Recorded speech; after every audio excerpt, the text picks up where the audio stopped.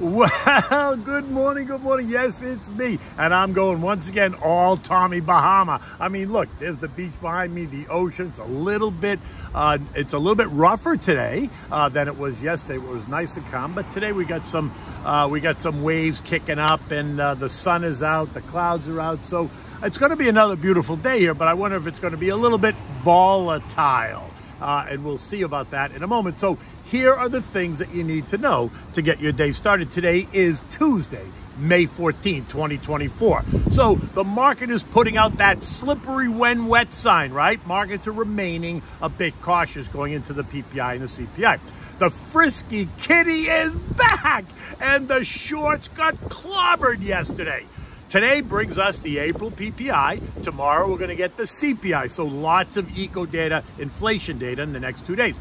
Markets are bracing for a 1% move, but many are asking which way, up or down.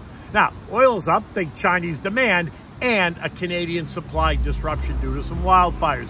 Futures are marching just in place. They're not up, they're not down. And what do we have for dinner tonight? Well, it's not really dinner, but this is great. I made a bone broth over the weekend, and it is so good for you. All right, so Wall Street puts up the caution slippery when wet sign, or in Spanish they say cuidado, piso mojado, right? As the week kicked off, investors, traders, and algos all positioning themselves for a key inflation data point starting today that many say is going to shape the future path of Fed policy for the global markets. Stocks didn't do a whole lot, although that's not true for the game stocks, right? For the meme stocks, GME was up 75%, AMC up 79%, as the frisky kitty, known as Keith Gill, reappears on X over the weekend, causing a reignition of the meme stocks, right? Now, it has been 3 years since this last happened, and you can imagine the chaos it created. Short sellers apparently lost over $1.5 billion yesterday after Frisky's comments, right? After they hit the tape and the Reddit boards and all the other social media places, and the meme stock trader types gathered around. In any event, the broader market really ended the day a bit mixed. Nothing really dramatic. The Dow was down 80 points. The S&P was only down 2. The NASDAQ gained 48 points. The Russell gained 2 points. The transports were up 32 points, while the equal-weighted S&P lost 4 points in total. So you can see nothing really dramatic. On the economic front, we saw the New York Fed's one-year inflation expectation is now 3.26%, and that is up from last month's 3%. Hint, hint, get the picture? Today's eco data includes, you know what? The Producer Price Index, the PPI, and the markets are bracing for what we're about to hear at 8:30. Now, we went over this yesterday. The PPI is expected to be up 0.3, right, month over month, which is up over last month. It's expected to be up 2.2% year over year, which is also up over last month. Ex-food and energy, it's up 0.2, in line with last month's, while the year over year read is up 2.3%, down 1/10 over last month on the year over year number. The whisper numbers, though, are suggesting that we're going to see a hotter than expected PPI and then CPI this week. And if so, then brace yourself for some more volatility, as the trader and algo types will run either for the door if the number's hotter, or run away from the door if the number's cooler. Which leads you to ask, can you really be surprised? Do you really think that inflation's coming down? They have the audacity to say that goods are coming down while services remain sticky. Are you not paying more for car insurance, homeowners insurance, groceries, takeout, utilities, gas, and cars? I thought so. Now, you might be paying less for Lululemon stretchies, but how many of those do you really need? Whatever. I'm just anxious to see how they spin it if the data shows slowing inflation. I mean, what can they point to justify it? Even used cars, which was one of their big components, are starting to rise again in price, and so we wait. The real test is going to be tomorrow's CPI report, and the street is warning investors and traders to get ready. The options market is betting that we could see a 1% move, which is basically 52 points, right? It's not anything really to write home about. 1% is no big deal in either direction, depending on what the report says, right? A hotter number is going to see the S&P lose 52 points if it's 1%, while a cooler number could see it rise by 52 points if it's just 1%. And that's hardly a storm, right? That's more like a rain shower. Now, a 3% or 156% point move, 156 point move, not percent, lower, a move lower in the S&P would be more like a storm, while a 3% move higher would be celebrated by the markets. I mean, who's going to complain if your portfolio rises by 3% in one day? Are you really going to say, oh my God, my portfolio rose by 3%? I can't take it anymore? Doubtful. Now, to be clear, the trader types are hoping that today's data is going to show an easing. And if we're even 0.1% lower, expect them to cheer and push the idea that the Fed has now no choice but to cut rates, right? I mean, it's ridiculous. Last week, we heard from 5 FOMC members, and the week before that, we heard from J.J. Powell himself, and all suggested that the path is not expected to be any rate cut in the near future. Higher for longer is the mantra, and that appears to be the path. But again, people and traders and computers and algos, they hear what they want to hear rather than what's being said. Okay, so only tech and real estate advanced. Tech was up 0.5%, real estate was up 0.3. The other 9 S&P sectors ended the day in the red, right? You had industrials and financials, they were down 0.5%. You had consumer staples and energy, that was down about 0.3%. Consumer discretionary and communications down about 0.1%. Healthcare and basic materials lost 0.1%, while utilities ended the day unchanged, completely flat, not up, not down. Heavily shorted stocks, not including the meme stocks, rose on the back of the GME AMC Frisky Kitty commentary, right? The UBXXSHRT, which is a basket of highly shorted names, rose by 6.8% as the Frisky Kitty continued to tweet cryptic messages. Names like MSTR, DDS, MDGL, TWST, TMDX, all rose. But you can see all the names in this index by going to your Bloomberg machine and typing in UBXXSHRT index go, and it'll give you all the names that are in this index. Now, bonds rose yesterday, the TLT up 0.25%, the TLH up 0.2, leaving those ETFs still down 8.6% and 6% year to date. The AG, which is the Bloomberg Aggregate Bond Index, includes treasuries and corporates, rose by 0.1%. But it's only down 2.9% year to date. This ETF is less volatile while giving you exposure to the broader bond and corporate markets versus the other one is just the treasury market. Oil rose by 1.2% yesterday on the back of rising demand out of China, of all places. See how they do this? Last week, China was a disappointment, but today, not so much. Chinese data over the weekend showed a rising CPI, and that suggests a strong consumer, and a strong consumer demands energy.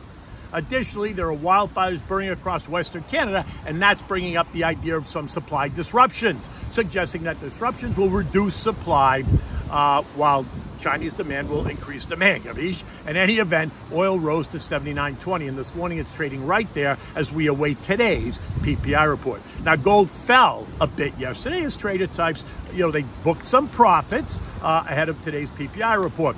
Gold traders recognize that the Fed needs not only weaker data all around, but they need to also see weaker inflation data and weaker employment data before they're going to cut rates. This morning, gold is trading up $10 at $23.50 as it continues to remain in the 2,300, 2,400 trading range that we've been talking about now for weeks. Recall yesterday I pointed out that stocks are now kissing their all-time highs, and the bond market has rallied just a bit, right? Ahead of this week's inflation data. That's sure to be the focus for the markets today and tomorrow and probably Thursday and Friday as they continue to digest it. And this suggests that the markets have already priced it in, which then begs the question, so now what? Well, if you're a long-term investor, sit tight. You don't have to do anything. But if you're a day trader, then get ready to trade. Because remember, we did get stronger earnings, we did get stronger guidance, and if the market is starting to accept the idea of higher for longer, then I suspect that any drawdown is going to be short, giving long-term investors an opportunity to buy some good names at a discount or on sale. Maybe not a huge discount, but certainly on sale from where they are today, right? Remember, my guess is that if we get expected numbers, then I think the market holds steady and churns right in here. If they're worse than expected, then watch as the algos once again all go running for the door at the same time, causing stocks to decline. And if we see a drop beyond the expectation, then I think we're going to try to push a bit higher. but I think it's gonna have some difficulty because I think a lot of it's already priced in, right? And that better than expected result. So I'm not sure that there's much more gas in the engine to push us significantly higher, but let's see. I mean, because you never know, right? The algos can do crazy things. Now, this morning U.S. futures are basically being shy. Dow futures are up 12, S&P's up 1, the Nasdaq's up 2, the Russell's ahead by 3.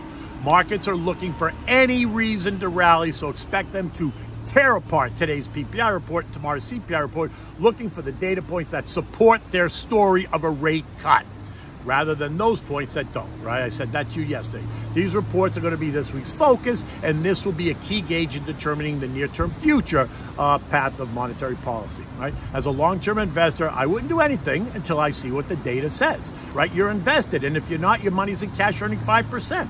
Right? I'm hoping it's still a bit hot, pushing stocks lower, only because I like to go shopping. European markets this morning are also churning in place, right? Not all around the flat line, not doing anything big, as investors there are awaiting the latest U.S. inflation data. UK unemployment rose by 4.3% in line with expectations, and wages are also a bit stronger than the expected, coming in at up 6%. The Bank of England now needs to consider what this data means for UK inflation before they consider a rate cut at their next meeting. The S&P ended the day at 52.21, down 1 point. And this morning, futures are not suggesting anything big, right? Anything significant one way or the other. The mood is quiet. The next move is going to be determined by what we hear today and then again tomorrow.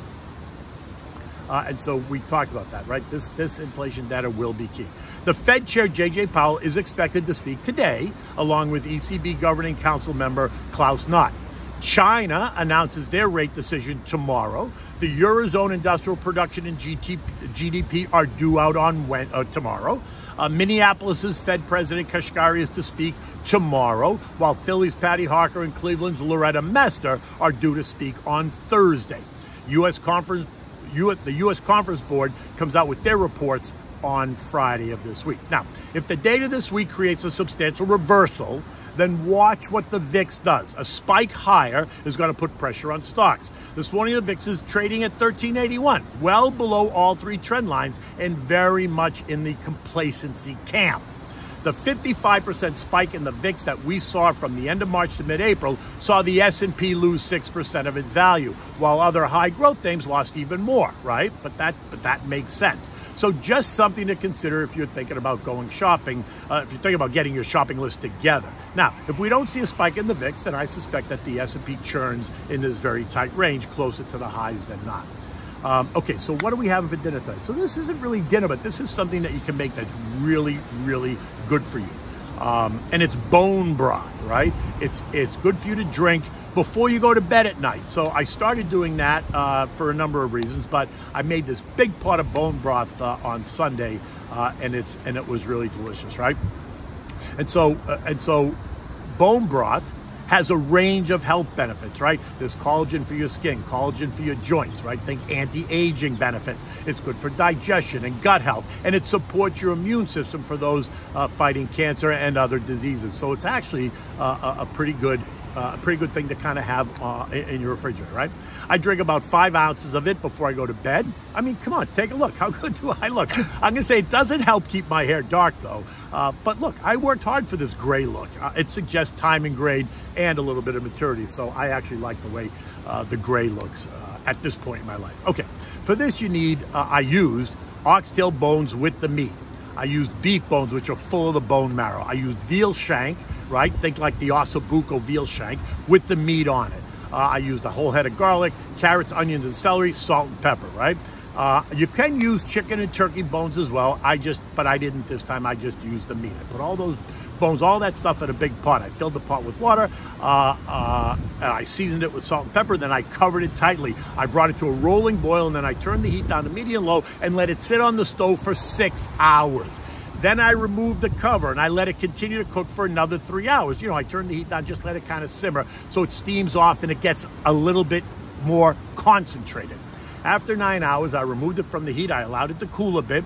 I strained the whole thing through a pasta strainer, right? Removing all the meat, all the bones, all the veggies, leaving only the broth. I put this in the fridge to cool overnight. yesterday, yesterday morning, I took it out of the fridge, and there's a big thick layer of fat on the top. Just skim it off with a spoon and throw it away. The rest of the broth below will be a little bit gelatinous, right? So just reheat it enough to bring it to a liquid. You don't have to boil it. And then store it in ball jars and put it in the fridge. I made so much that I actually put some in a Ziploc bags, and I put those right in the freezer, so I have it, in the future. At night before bed, you got to heat it up just like 5 ounces, and you're going to drink it. Doesn't have to be hot when you drink it, but just heat it up so it becomes liquid again, and then just go to bed. Try this for 2 weeks, and then look in the mirror. In any event, look, it is another spectacular day here in South Florida. Again, that's Juno Beach behind me. You can see the water tide is on its way up. The beach is kind of quiet right now, but we'll see how the day progresses. In any event, until tomorrow, take good care.